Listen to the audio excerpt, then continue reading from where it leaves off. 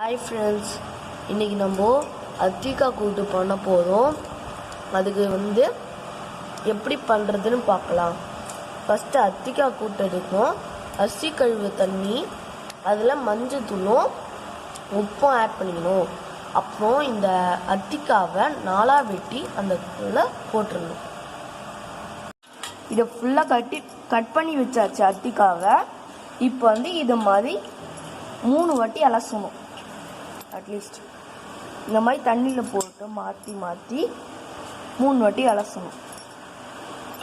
இதை அலசி வச்சுக்கிட்டு 2 ஸ்பூன் சிறுபருப்பு, 1 ஸ்பூன் துவரம் பருப்பு எடுத்து அதை அலம்பி வச்சுக்கணும். அதில் இந்த அத்திக்காவை போடணும்.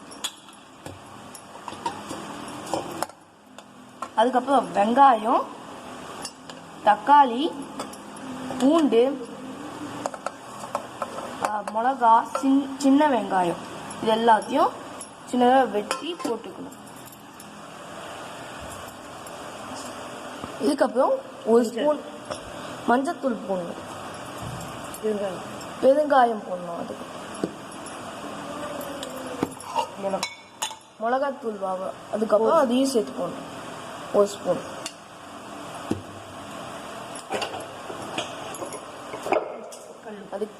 அதுக்கப்புறம் கல்லுப்பு,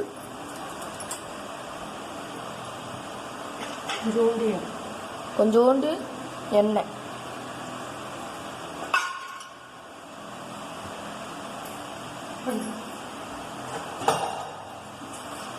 இந்த டம்ளர் தண்ணி ஊற்றி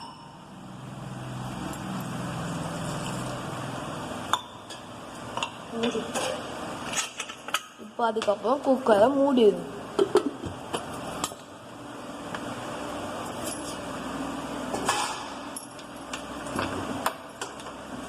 இதுக்கப்புறம் 3 விசில் வந்தால் போதும்.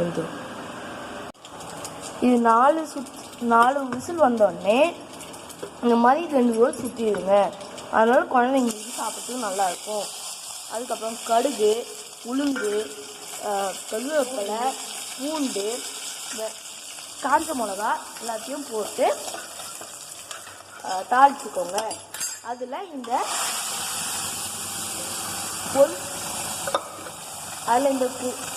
அத்திக்காய் கூட்டை இது பண்ணிடுங்க. அதுக்கப்புறம் கொஞ்சோண்டு தேங்காய் திருவி போட்டுடுங்க. அதை இப்போ கொஞ்சோண்டு கலந்து விட்டுக்கோங்க.